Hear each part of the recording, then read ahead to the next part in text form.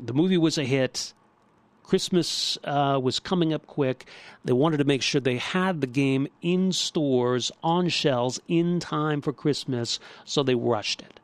The designer of the game had 5 weeks, pretty much to do everything.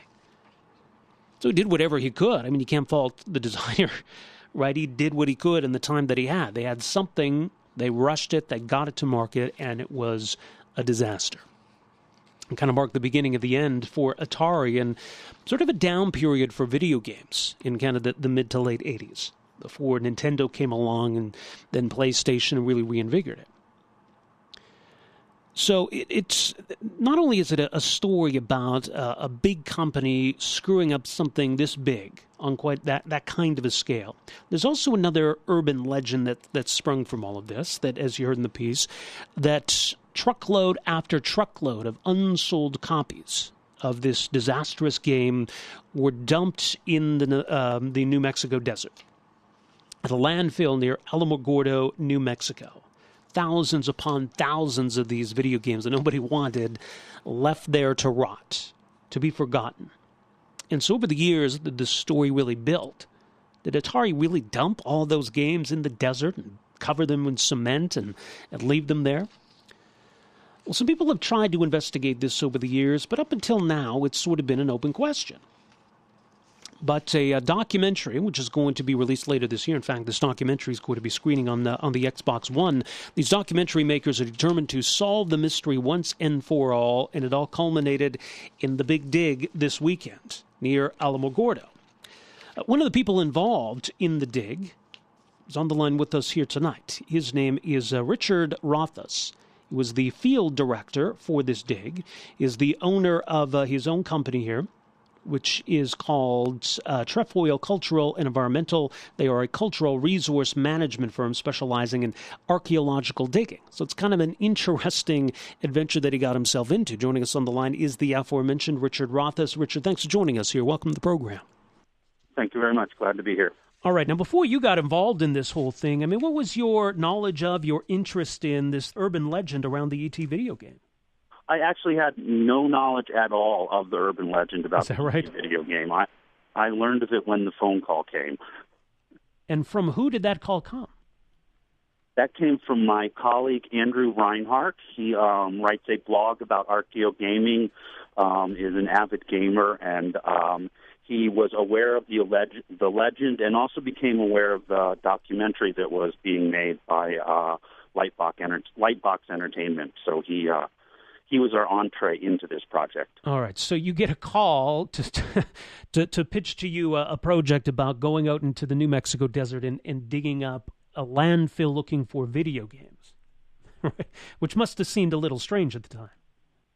It seemed absolutely strange. The only reason I continued listening was mostly because it was the New Mexico desert, and I'm always looking for an opportunity to go to the desert. So that was the hook that got me at first. But then as we looked at it more closely, there were a lot of interesting things going on, and the chance to dig in a landfill is rare indeed. So the pieces came together very quickly for us to be involved in what turned out to be a super interesting project. It really was. Now, it's not a case of just, hey, let's show up and start digging. I mean, there was a lot of preparation involved in this. I mean, what kind of hoops, first of all, did you need to jump through to make this happen? We, the archaeologists, we actually had it so very easy because the production company had to do most of the hoop jumping. Oh, is that right? So Fuel Entertainment and Lightbox worked for 3 years to get permission from the city of Alamogordo, which owns the landfill and the material in it. They also had to meet with the New Mexico environmental regulators, meet those standards. And then much of the setup work was done by a man named Joe Lewandowski. He's a local resident, a long-time garbage contractor. He ran the landfill for a while. He was the key because it's a very large landfill. He dialed in the spot and got everyone close. So without him there for his knowledge and also assisting with the prep work, this never would have happened. All right. Now, here you are. You're digging in a landfill. You got to dig through concrete. it's not as though you're looking for ancient relics or anything like that, but obviously it is important in the sense of the project, these video games, finding these video games. So how do you approach a project like that? We with heavy machinery is the only way to do it, and the games were found. Ultimately, they were found at a depth of over 20 feet down. So initially, at the very beginning, there was some work being done with a bucket auger, a device that reaches down into the ground and grabs samples, and then once Joe was certain we were in about the right spot, then they brought out the big excavators and started trenching through the landfill. But then that's 20 feet of garbage on top of these, so it was quite an effort to get through that. And so was there concrete? I mean, that was part of the urban legend that Atari had poured concrete over these discarded cartridges. So was there a layer of concrete you had to go through? There was, and we were so glad to find it because, of course, we knew if we didn't find the concrete, then that part of the legend would continue and people would argue about it. But it's very clear from in the spot we were digging that they sort of sprayed a slurry of concrete on top of the cartridges, enough to ruin them and to discourage kids from digging into it. But it wasn't like a concrete slab or anything like that. So. We recovered dozens of cartridges and boxes that had concrete on them. There also were kids from the town came out to the dig, and they were telling us about how when they were kids, they rode their bikes out and chipped through that concrete to get at the cartridges. Is that right? So the concrete is absolutely totally confirmed, which is delightful because people love to argue about that. Was it there or not? And we got the absolute definitive yes, it was there. All right. Now at this point, then, do we know for sure how many games were down there?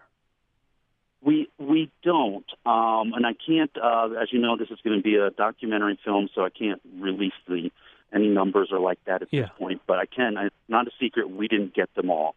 We only were digging into the games for, at best, half a day. The legend is that somewhere in between 9 and 19 trucks came out and dumped cartridges into that landfill. So we're working on a number for the documentary filmmakers. It's not millions, but it's certainly tens of thousands probably are there. And just to describe the scene then, because you have people involved in the dig, you got the people involved in the documentary, you've got media there covering this, you've got people who've traveled to come watch this, people who are interested in the story, you've got local townspeople coming to see what this is all about. It must have been quite something. It was quite something, and then to amp it up, there also was an apocalyptic sandstorm that hit right in the middle of the dig. It was amazing. So winds 40 to 50 miles an hour, gusting into 60. So there was white sand blowing in from the white sand dunes that are 10 or 15 miles off, plus all the sand and trash from in this landfill. So there were parts of the dig where we couldn't see more than 10 or 20 feet in front of us. So it was a mass of people and activity. At one point, I counted about 350 people were there on site. So it was amazingly well coordinated, especially during the middle of a sandstorm. And of course, no kidding. Nothing could be done about that. And we had a deadline. It was we either do it that day or it wasn't going to get done. So everyone stuck it out. It was quite the thing. And I guess then is that it? Is your involvement with all of this now complete? Well, it'll split off into sort of two tracks now. Zach Penn is the director of the film. He will go off and they will produce a film about its working title is Atari Endgame, and they will, using the film and footage and interviews they've been doing, put together a film that's going to be released first on Xbox. And I don't even know how that works, but that's what they tell me. They're releasing it on Xbox.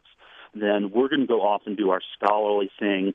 We're writing an academic article about the legend, about how one of the interesting things for us is how do we do this sort of late industrial world archaeology where there's 20 feet of trash on top of tens of thousands of artifacts. So